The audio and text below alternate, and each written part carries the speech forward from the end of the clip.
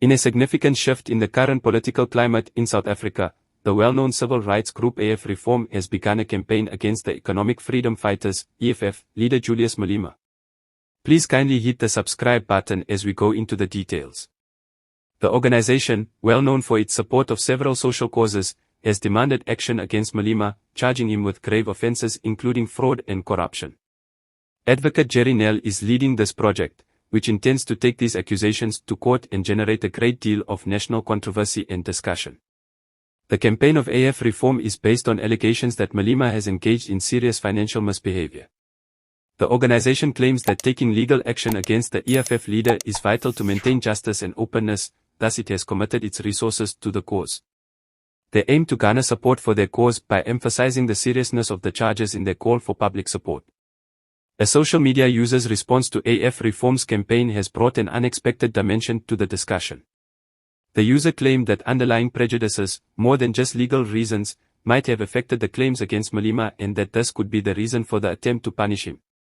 This viewpoint has spurred a more extensive conversation on the reasons for the legal action as well as the significance of race in South Africa's political discourse. The debate surrounding this case is a reflection of underlying political tensions in South Africa as Afriforum and Jerry Nell persist in their allegations. The public's response keeps changing. Supporters of the allegations say they are an essential step towards accountability, while others claim the accusations may be politically motivated. The case has become a major source of controversy, highlighting the complexity of politics in South Africa, as well as the impact of power relations and racial issues.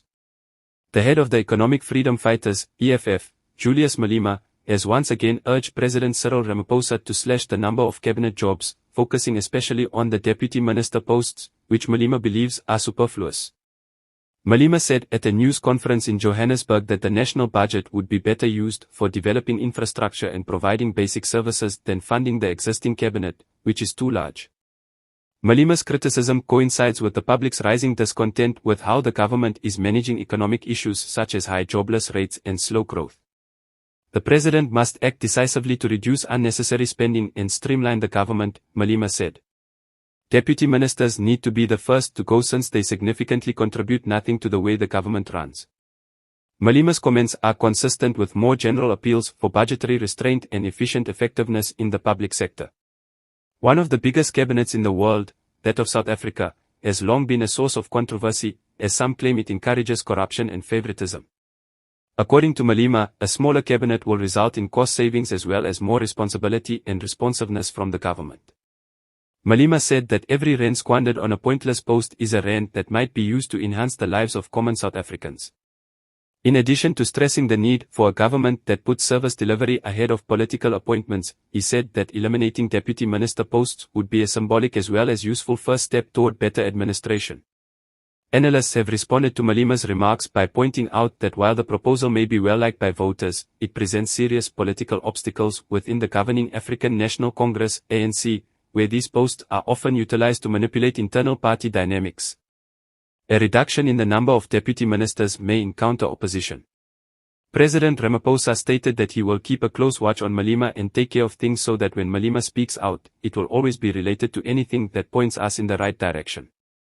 The president's remarks were prompted by what he saw as Malema's persistently impolite and direct remarks during parliamentary discussions.